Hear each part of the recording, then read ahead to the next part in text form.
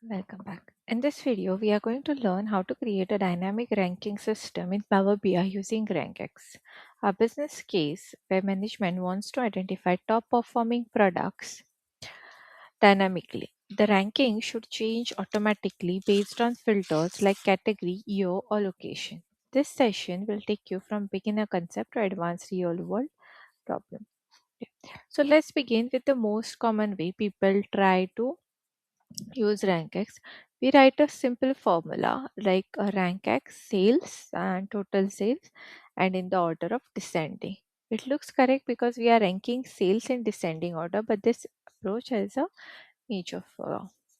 Here's the problem. Power BI evaluates each row with its own filter contest.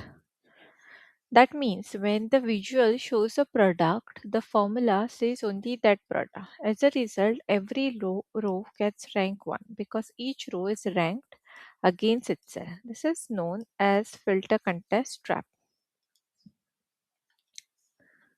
So then, to fix this, we must remove the row level filter. That's where the all function comes in. Okay, all removes the filters, product filter, and allows Power BI to see all the product at once.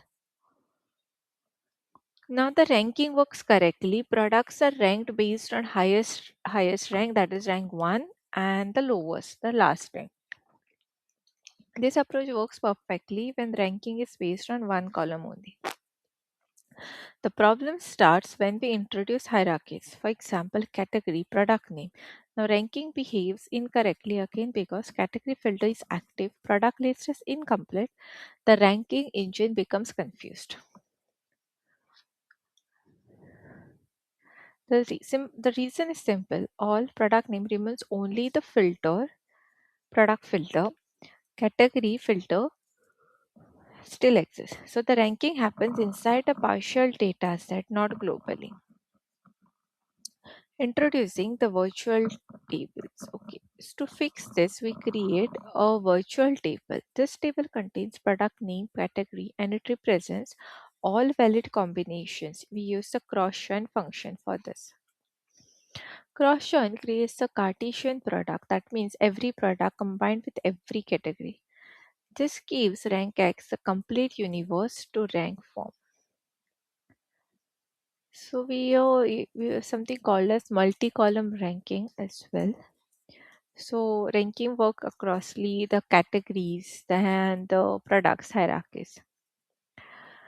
A new issue appears when slicers are used. Example, users select accessories. Ranking still shows global position, but user accept rank within selected category only. This is called the absolute rank problem. This is where all selected becomes important. The differences we have seen in our earlier video, like all it ignores all filters, all selected respect the sizes. This is how we will be using this particular function and understanding. Okay. So to understand, use this decision a guide like a single column ranking whenever we are using, then it should use all multi-column ranking like the cross join and user controlled ranking all selected. So we shall also see some of the practicals example and we'll just convert it into practical and we'll have that understanding. Now let's see the practical example for RankX. Okay. So first we are taking the same data. We'll just create a new measure here. Like into new measure, we'll say like rank sales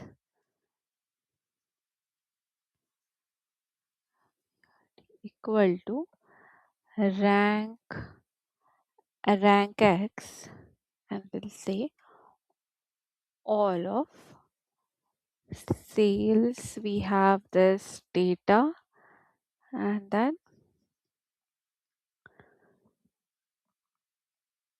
since we have selected like all, we'll just go for directly for sales product name, for product name.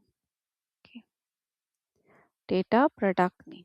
Okay, and close this, and then total sales will take, and we are not giving anything into order as of now, and then ties is descending, and we'll close this and we'll say commit. Okay.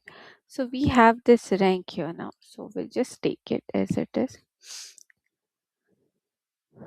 So you can see here it is okay now. So it is giving us the rank as like 1, 2, 3, 4. So like for jeans, it is giving 1. It is based on this total how many sales or so is it is given since we are giving it is like a in a descending order. We can also take in ascending order, we'll say commit, and now you can see the lowest value is here. So this is how the RANKX function works out. Here now we are trying to use a cross join as well and understand if how this works. Okay, so we have just created a new measure with rank x and cross join, and again we are taking the product name only and all of the data product category. Okay, and then we are giving it a total sales and we are asking it to give it with descending order.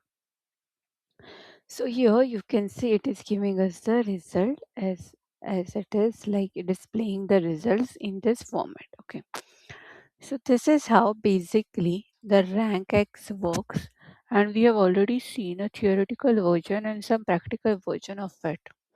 So hope you guys have understood this video. Thanks for watching.